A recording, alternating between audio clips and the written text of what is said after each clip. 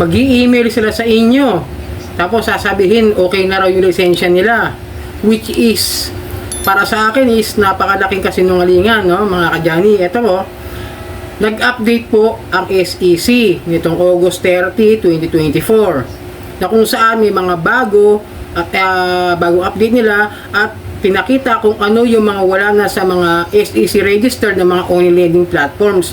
Inalis na po nila yung mga hindi na dapat mag-operate at papakita ko sa inyo kung ano yung sinasabi ko sa inyo. Alright, welcome back. Magandang gabi sa inyo mga kadyani. Ito ang new lingkod, kadyani ng Janitor TV at ito ang Johnny Depp sa pang-utang sa pang-ola. So, makikisuyo po ako sa inyo na pakisuportahan po yung aking mga channels, Facebook page at ang aking TikTok account. At pakilike na rin po, share, hit yun na yung notification bell para updated po kayo sa mga videos na ginagawa natin dito sa Usapang Ola. So, ayan mga kadyani, no? Nagbukas ako ng SEC, medyo sa SEC FB page po ako madalas magpunta kaya medyo hindi ko nakita agad-agad yung kanilang update sa website. So medyo good news. At hindi lang good news, talagang ebidensya na kung saan pag kami nag-email sa inyo na under ng Copperstone. Ano ba yung mga under ng Copperstone Lending Company? Mocha, Quickla, Peso Bupay, Poco Cash, Blue Peso, tsaka may isa pa medyo nawala sa isip ko. Basta kung ano yung under ng mga Copperstone Lending is nag-update na nga ang SEC kung ano yung mga registered na mga online lending platform. Ito po, ipapakita ko po sa inyo yung sinasabi ko. Ito, list of recorded online lending platforms. List of financing and lending companies recorded with the SEC and their online lending platforms as pursuant to SEC MC 19 series of 2019 as of November 2, 2021. Baka sabihin nyo kwentong barbero. Hindi. Yung 2021 na yan po yung last nila na update. Pero meron dito nakalagay na parang parenthesis na kung saan is updated as of August 30, 2024. It means updated na po yung kanilang mga list ng mga OLA na SEC registered, yung mga online lending platforms. Nandito na po lahat.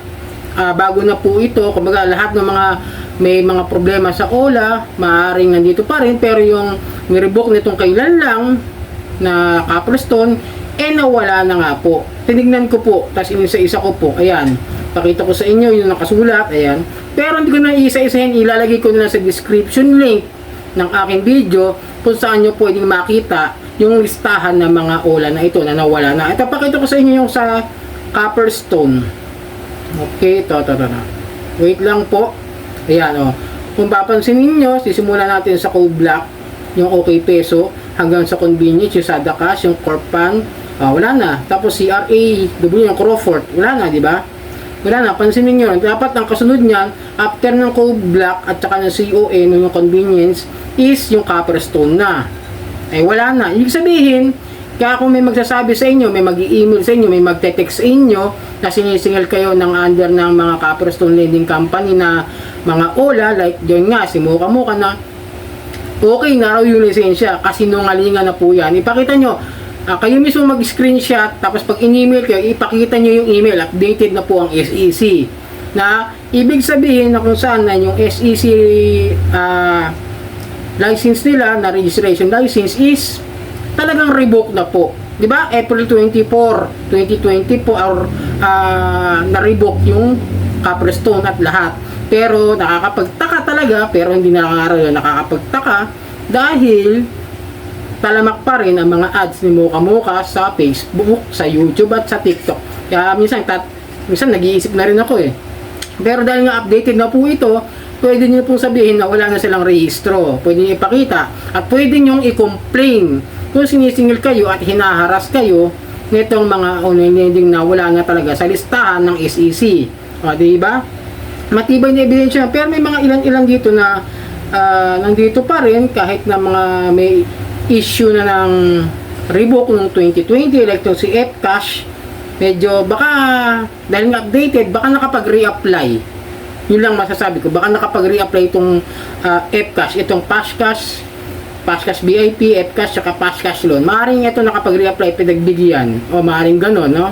Maaring nakapasa. At pero hindi ko sure kasi hindi naman ako may hawak ng SEC. Basta at least nakita nyo yung ebidensya na wala na talagang lisensya itong Copperstone Lending Company. Okay? At medyo may mga baka ko napansin na medyo may mga bago nga na pinagsama na, like itong si Flash Cash 101 Lending na Bali Loan tsaka Lemon Loan, di ba? Pero magkasama ba talaga to? Pero sa bagay magkasama nga pala talaga yan. Ayan, medyo tingnan nyo na lang mga kadyani kung kung medyo may doubt kayo sa sinasabi ko, pero hindi yan kwentong barbero, legit yan, wala na po sa SEC na mga rehistrado yung Copperstone.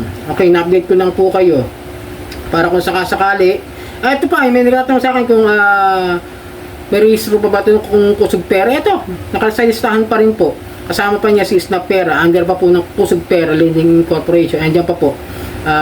Tinitin ko ito kaya sabi sa inyo, kung medyo may issue kayo sa mga wala na nawawala sa Play Store, tignan nyo sa SEC website ngayon na updated na hindi naman po sila nawawala ngayon sa listahan ng mga may lisensya at may registered license po sila. Okay? Kaya parang may bago ko nakita. Ayun. Pero tingnan nyo na lang para makita nyo. Tulad nito, si Pautang Peso. Meron nag-comment sa akin kanina, sabi, rebook na raw. Wala naman akong nakikitang rebook itong Pautang Peso. Wala akong nakitang ganun. Baka yung isa, yung na-raid, yung last year, doon sa Microdot. Kasi dalawa yung nakakita kong Pautang Peso, isang NHL at yung isang Pautang Peso ng Microdot. Baka yun yung na-raid, hindi po siya revoke. Linawin ko lang po kasi naalala ko yung iba naalala ko yung mga na-raid, pero yung iba naman yung sa Pasig yun medyo nakawala sa isip ko. Pero yung Microdot, alam ko yun yung meron Pautang Peso. Tignan nyo lang po pa isa-isa, sakasakali. Ito si Mabilis Cash, andito pa rin po. Andiyan pa rin po. Yung mga yung mga hinahanap nyo sa akin, kung si tawag dito, si Mr. Cash, andyan pa rin po. Registrado po yan. Pero hindi ko pa po nakita kung siya. Pero parang hindi po siya accredited ng CIC, Alinawin ko lang. Parang hindi ko siya nakita. Kasi ang lending company po ng Mr. Cash is A-Generation Lending.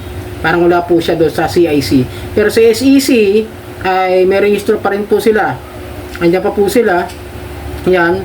Isa-isahin nyo na lang po para mas makita nyo ng Kasi kung dito ko ilalagay, maliit baka di nyo makita. Pwede nyo i-zoom out. Ayan, di ba? Ayan, mga kadyan. Pakita ko sa inyo. Ayan. Andiyan pa rin. Kasi online loan Pilipinas. Kaya kung may magsasabi sa inyo na rebook na to, wala namang update na rebook na tong si online loan Pilipinas, si OLP. Okay, iniwala basta sa mga nagkukwentong barbero dyan.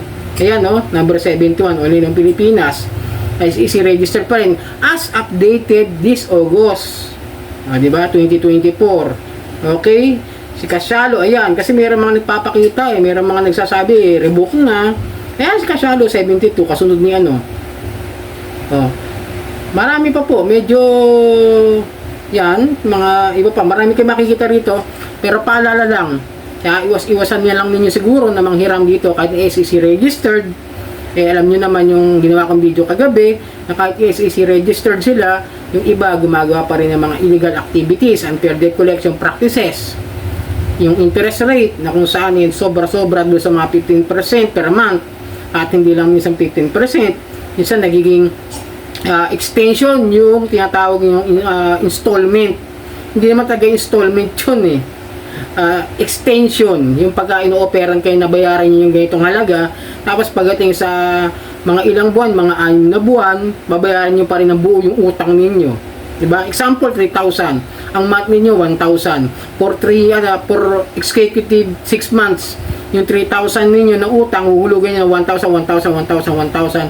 For 5 months, o ilan yun, 5,000. Tapos pagdating ng 6 months, babayaran nyo pa rin ang buo, yung 3,000 na principal amount ninyo. Okay? Yun po yung sinasabi namin sa inyo na hindi porket SEC registered, legit na. Kaya kung may nagtanong tanong nga ulit kayo na sabi ko nga ano na nga sa buong video, nagtanong pa rin kung ano raw yung mga legit. Kaya sabi ko sa inyo, malalaman nyo kung legit yan kung sumusunod sa interest rate at hindi lumalabag sa unfair debt collection practices. hindi nanghaharas, hindi naglalabag sa data privacy, hindi lumalabag sa kung saan yung lalabagin yung mga karapatan ng mga borrower. Okay? Hindi kayo po-post sa social media. Yun. Para maintindihan lang ninyo kung ano yung mga legit.